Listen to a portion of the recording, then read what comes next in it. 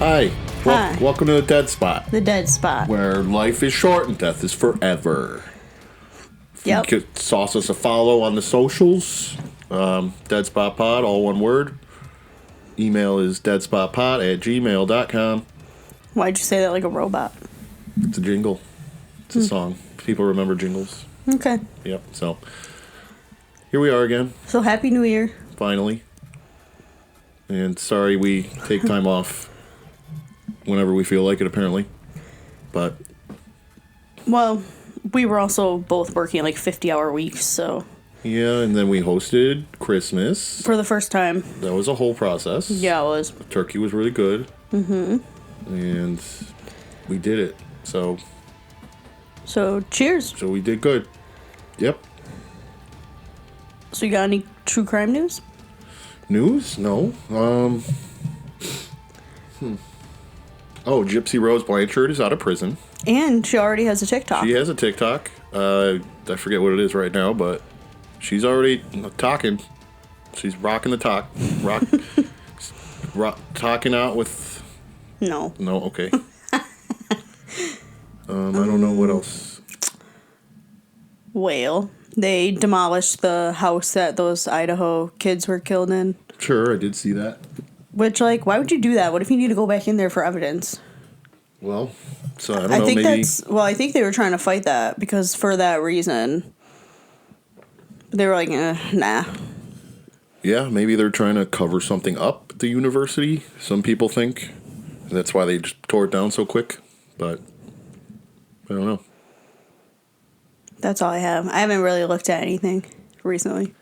Yeah, and I also am not ever fully prepared for this, so I don't have anything else either. But, So let's get started. okay. November 11th. Not September 11th. Ready? Okay, I'm ready. Okay, so some famous birthdays on November 11th. American World War II General George S. Patton. You know, General Patton. General Patton. American author Kurt Vonnegut. Ooh, Kurt Vonnegut. Did you ever read any of his books? No. Really? I mean... Didn't he write Slaughterhouse 5? I don't know, unless we were forced to. Or, like, did he write The Catcher in the Rye? You're No. the book person here. So. I don't think so. That's not right. I gotta look this up. Hold on. Okay. Yep, Slaughterhouse 5. I knew it. Damn, nailed it. And Cat's Cradle. And Breakfast of Champions before 1980. Okay. I've heard of one of those. I think I had to read Slaughterhouse 5 in high school, and I remember I really liked it, but I literally don't remember anything about it. Couldn't tell you for sure, but that's your area of expertise there.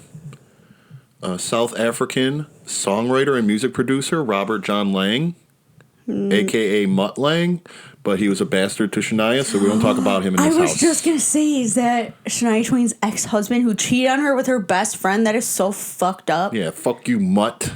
Yeah, but then I think she started dating his best friend or her best friend's husband or something. Like, they just, like, swapped partners, like those people on Good Morning America. I don't know, but she's thriving still, so I don't know what his stupid ass is up to, but... She's thriving. She's a queen. Happy birthday, dumbass, on November 11th. Actor Stanley Tucci. Oh. And Demi Moore. And the guy from that boat documentary we watched the other day. Titanic? Leo DiCaprio. Okay, first of all, it's not a documentary. And you wouldn't let me watch the rest of the movie. All I'm saying is if those two fucking lookouts weren't watching a couple of kids making out, then they would have seen the iceberg. How every episode do we end up talking about Titanic somehow? It's a classic film. So now the fun is over, and we're going to get into it. So November 11th, right?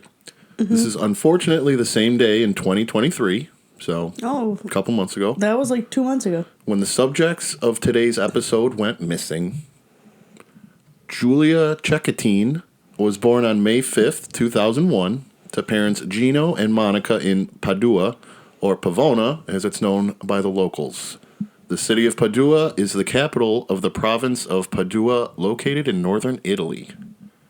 So I guess I should also preface with most of the stuff I looked at was in Italian, and Google translated it, so maybe I got some stuff wrong, but obviously it's still fresh. So we're not going to claim to be experts. It's still fresh. And also, if someone's in Italy, that, like, if we get something wrong, he wants to shoot us an email.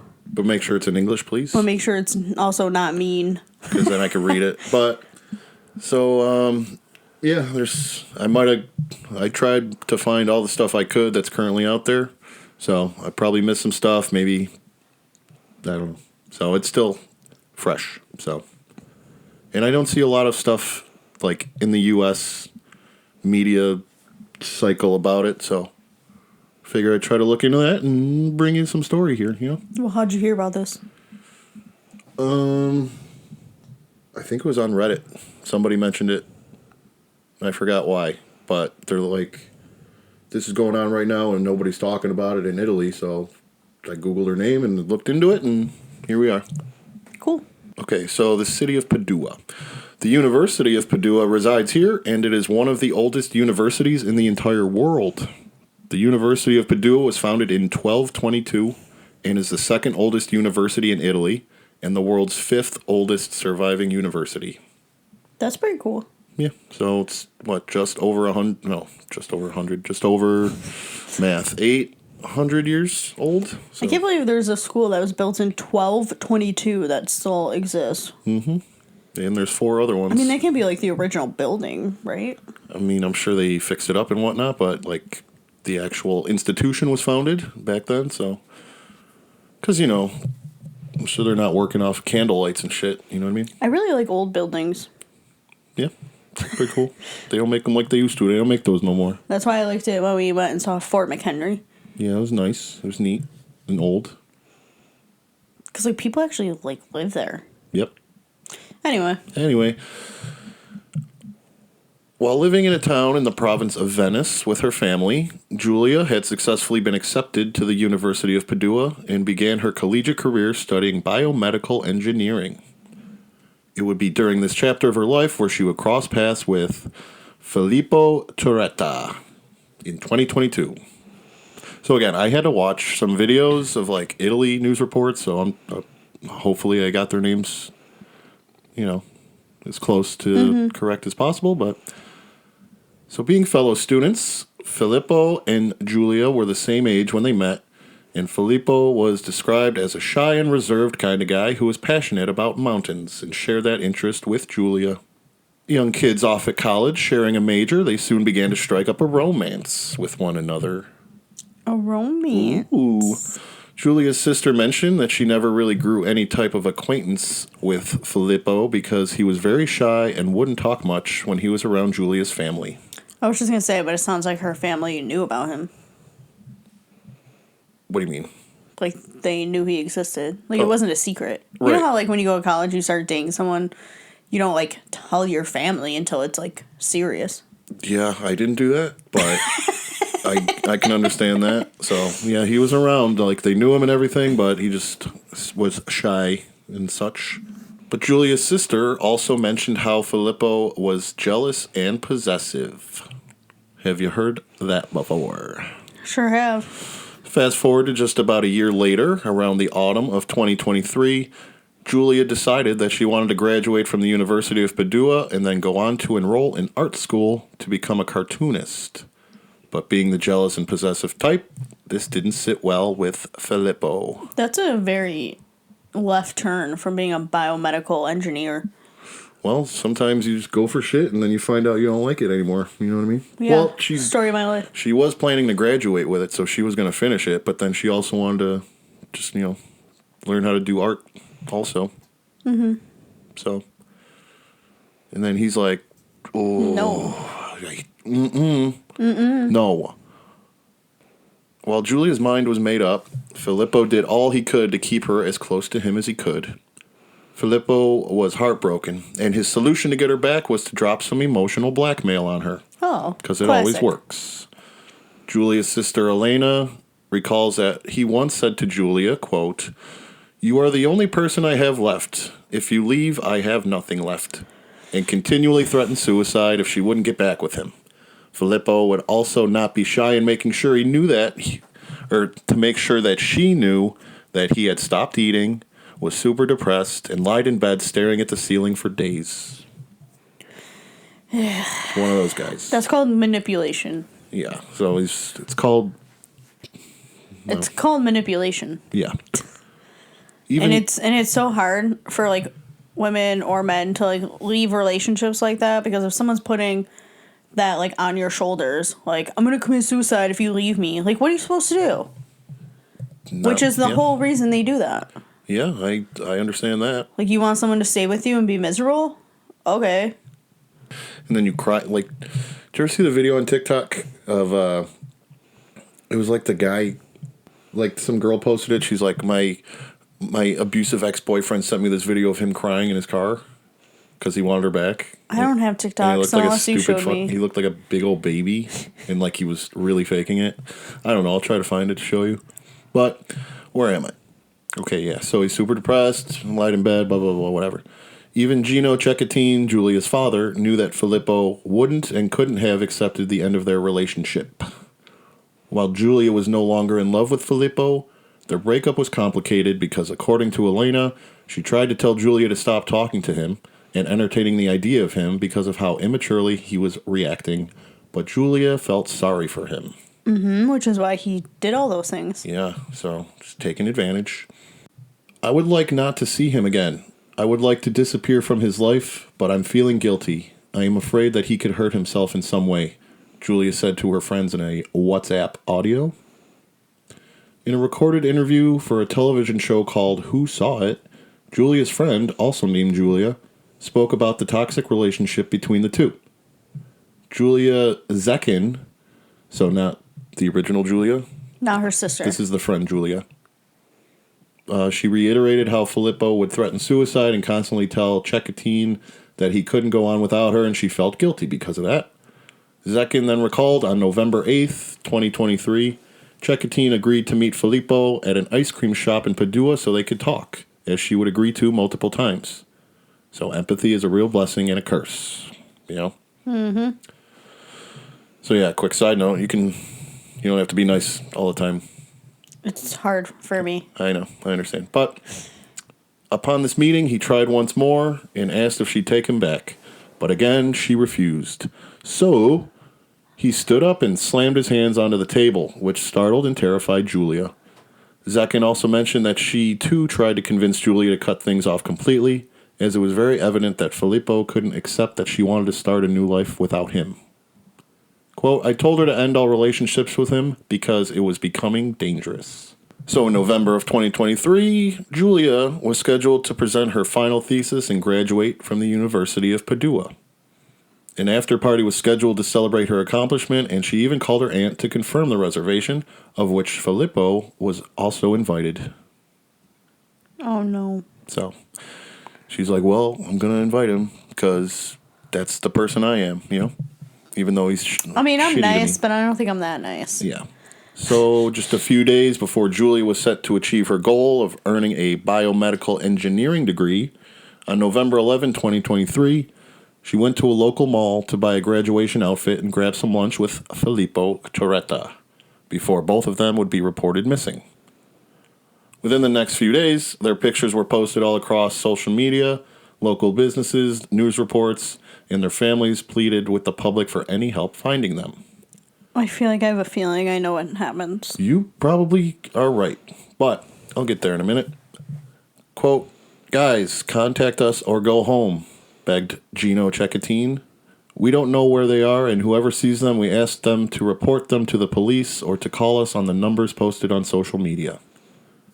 So also making a public statement was Giulia's aunt, saying, if they are listening to us, we would like them to know that we are available to go and get them wherever they are. We are waiting for them, we want to hug them again, and we are ready to help them. She also added, I hope we will be able to celebrate Giulia's graduation. If it isn't tomorrow, don't worry, we'll celebrate another time. Filippo, we know you're a good boy. Your coach spoke well of you, your parents are waiting for you and will always love you. We ask you to take Giulia back home. We are waiting for you. Okay, well that's really sad. Yeah, well, her niece is missing. And I'm sure they also had a feeling if they didn't flat out know how he was treating her. Well, her dad definitely knew, so I'm sure they all knew that. Like how he was treating their daughter / niece / friend / sister. Mm-hmm. So they're like, listen, like you just said, I have an idea where this is going, but I don't want it to go that way. Yeah. So come on home, please. As Giulia's sister Elena also addressed Filippo and Giulia directly, quote, Filippo, if you're listening to me, I know you loved Julie. Come home. Whether you're with her or without her, come back to us and you'll see that everything will work out for the best. Even you, Julie. If you are listening to me, come back to me, please. So, obviously, it's getting heavy there. Mm-hmm. The last activity reported on Giulia's phone was around 10:45 p.m. on the night of November 11th, 2023, while she was casually texting her sister. Quote, she responded as always. She seemed calm. We were talking about clothes, recalls Elena. However, that night around 11:15 p.m., a man called 112, which is the Italian 911. Right. To report a physical altercation between a man and a woman. He allegedly heard the woman shout, "Stop it, you're hurting me," as the male subject continued to forcibly pull her back into the car. This man was a neighbor of Giulia's, and the scene of this assault was reported to be literally 150 steps from her front door. So she was like, almost home. And then he's, like, she tried to get away from him. So it sounds like she tried to get out of the car and he wouldn't let her. Yeah. So she was right there, but the neighbor called, and by the time the police arrived, the man and the woman were gone. So did the guy who called get, like, a license plate or something? Well... Am I ruining it? No, but not long after that, the two were reported missing. A security camera video emerged, confirming what the previous 112 caller had witnessed several days prior. In the video... Filippo Turetta can be seen beating Giulia Cecchettin with his bare hands until she falls to the ground, hits her head, and lies there bleeding. Wait, so they were out of the car? Yeah, so she must have... So she got out... I didn't see the actual video, so I figure she was trying to get away from him and go home, and he pulled her back and started, like, apparently, like, pushing her down and kicking her and all that stuff. My God. Yeah. So, and you know, like, as soon as her parents and her sister, like, heard about that, like, you know, they were like, oh, okay, great. Yeah, cool. So now, you know, the call confirmed or lined up with the video or whatever, so now they have a description of the vehicle and all that. So Filippo then duct taped her mouth, forced her into his black Fiat Grande Punto, and drove off to an industrial area, the site of a second attack, before the final activity traced to her cell phone was recorded around 11:30 p.m. So do you think he was, like, taking her phone and, like, messaging her sister? No.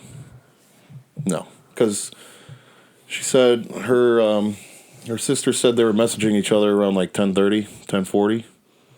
And then... So this probably happened, like, right after. Yeah, I think I mentioned it later, or maybe, but... her sister did mention something about, I thought her phone died because she wasn't answering anymore. Yeah, so the last activity on her cell phone was recorded around 11:30 p.m. And just about 1 week later, on November 18th, 2023, the search had come to an end. On November 18th, 2023, the body of 22-year-old Giulia Cecchettin was discovered by the shore of Lake Barchis, wrapped in plastic bags, dumped like trash. The young life of a daughter, sister, and friend discarded. I knew it. Yeah.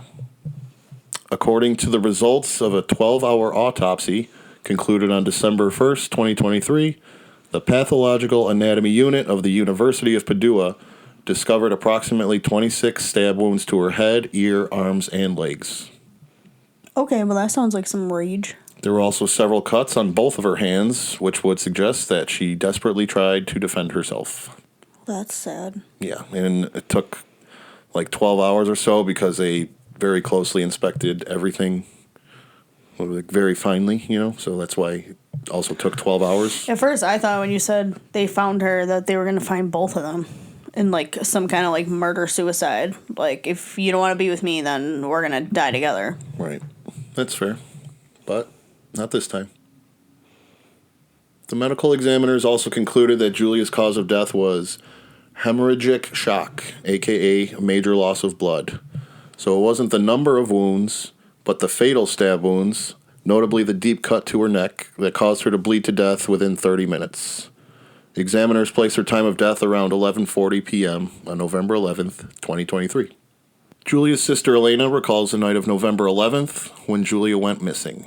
Quote, I knew she was with him. We exchanged messages while they were together until 10:30 p.m. Then I wrote to her and she didn't view it.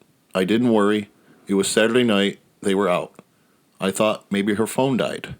Elena continues, at 8 in the morning, the next day, obviously, a message arrives from my brother asking me, do you know where Julie is? She hasn't come home.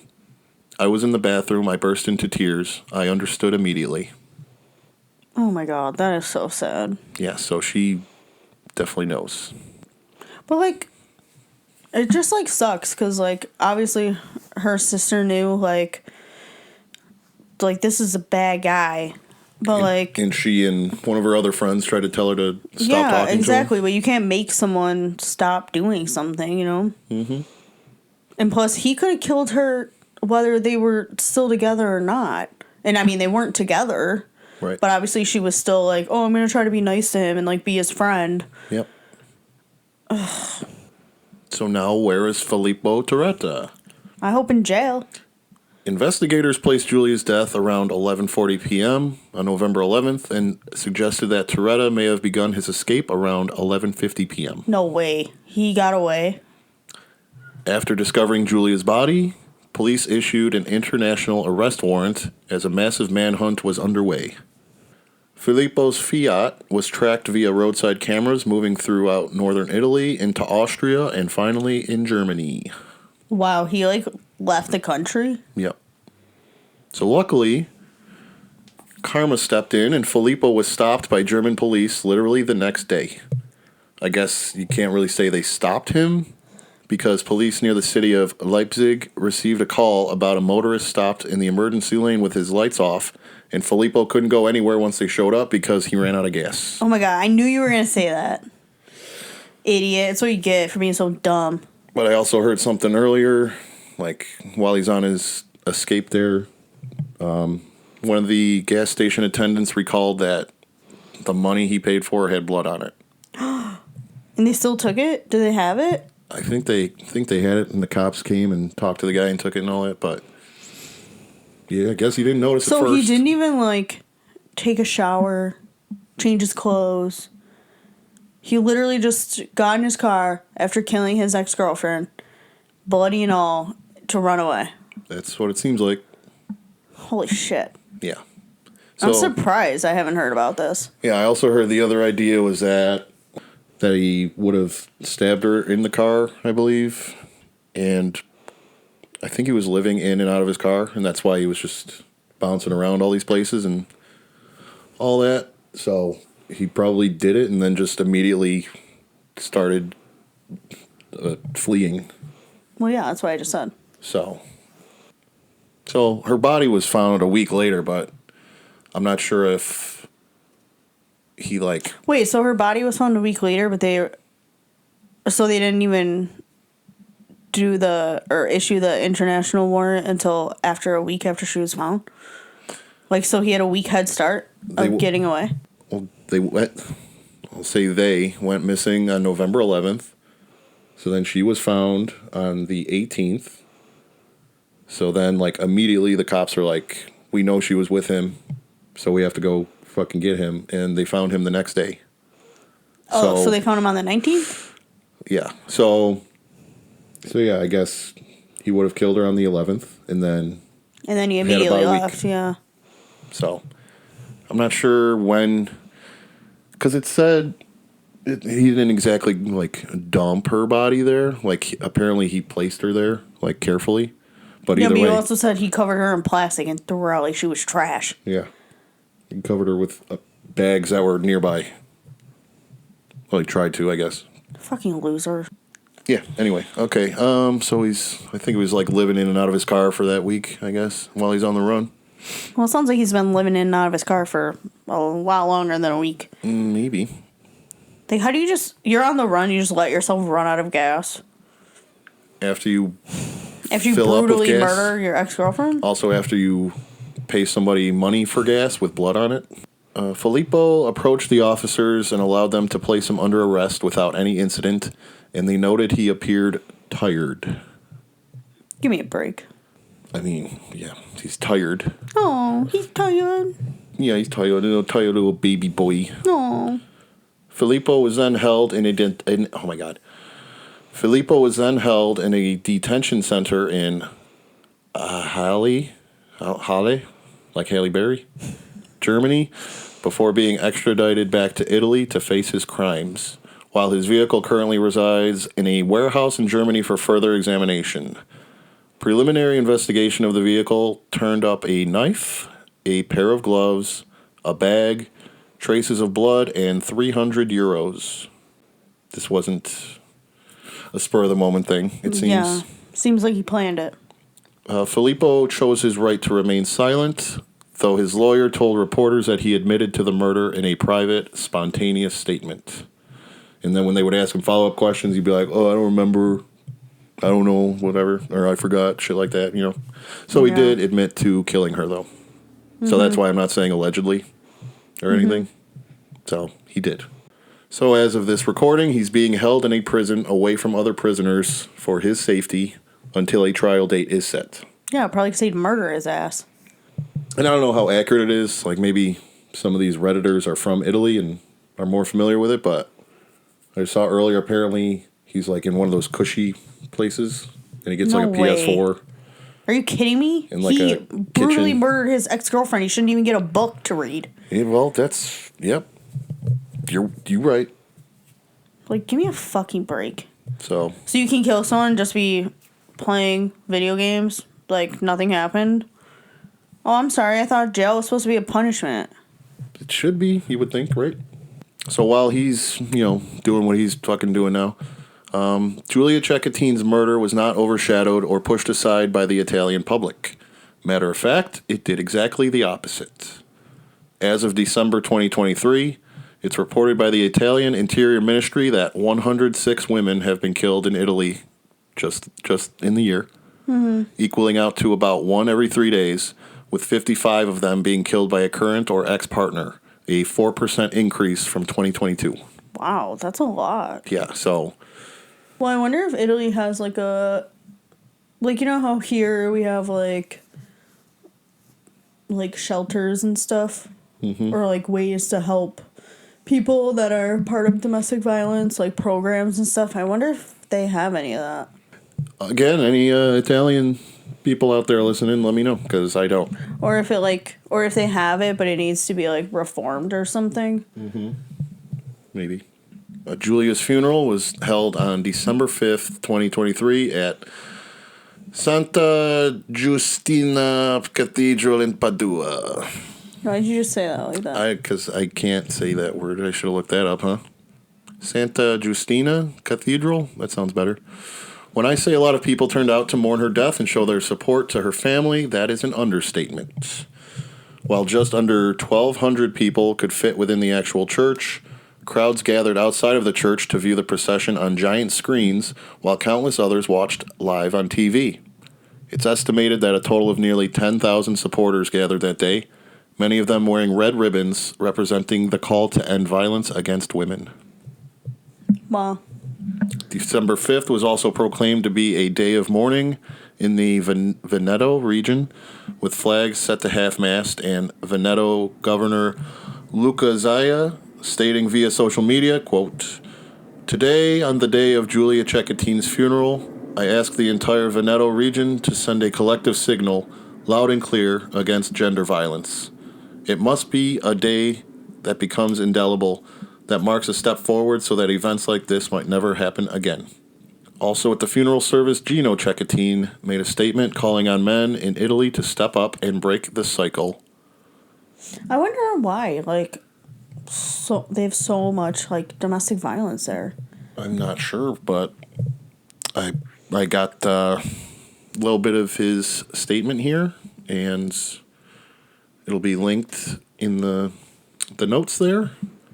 So you could read his entire statement if you'd like, and I think you should. But so, what I got here, Gino says, "Femicide is often the result of a culture that devalues the lives of women, victims of the same men who should have loved them, but instead they are harassed, forced into long periods of abuse until they completely lose their freedom and even go on to lose their lives. How could this happen? How could this happen to Giulia? There are many who bear responsibility, but when it comes to education, we are all responsible. Families, schools, civil society, the media world. I will address men first, because first of all, it is us who need to show that we are agents of change against gender-based violence. Let us speak to other men we know, challenging the culture that tends to minimize violence committed by seemingly normal men. He continues, but in this moment of grief and sorrow, we must find the strength to react, to turn this tragedy into a push for change. The life of Giulia, my Giulia, was cruelly taken from us, but her death can, and indeed must, be the turning point to end this terrible scourge of violence against women. Thank you all for being here today. May Giulia's memory inspire us to work together to create a world in which no one ever has to fear for their lives. End quote. Wow. So, again, there's a whole lot more to it, but I just wanted to pull a couple pieces out there. So, you can go read it. You should go read it. Read it. You know? Okay. Unless you can speak Italian and you just watch a video somewhere, maybe. I don't know if you know this about me, but I can't. Yeah, I know we just met, but I don't know. Just start Babbel subscription. Yeah, Giulia Cecchettin was laid to rest beside her mother Monica, who had passed away from cancer in October of 2023. Oh my gosh. So just a month before. Giulia was also posthumously awarded with the degree in bioengineering she was set to celebrate receiving just days after her life was tragically cut short. So she was literally going to graduate, I think it was 5 days later. Wow. But just a few weeks prior to Giulia's funeral, her sister Elena, again, because obviously she's pretty passionate about ending this type of shit, you know what I mean? Yeah. I don't know how I want to say that in a better way. She's an advocate, is that the word? Yeah, that's better. So she's kind of making a lot of statements and all that, so... her sister Elena had some statements of her own to share via Italian television, mainly denouncing patriarchal culture. Quote, "These days, I've been hearing a lot about Filippo Turetta. Many people have been calling him a monster, but he is not a monster. A monster is someone who violates the normal standards of our society, but he is a healthy offspring of the patriarchal society which is imbibed with rape culture." Elena continues, "Femicide is not a crime of passion. It is a crime of power. It is a state murder because the state does not defend us and does not protect us. Sexual and emotional education must be provided so that these things are prevented. We need to fund anti-violence centers so when people need to seek help, they're able to get it. Don't hold a minute of silence for Giulia. Burn everything down for Giulia." Damn. Nice. Hell yeah. I was like, damn, dude.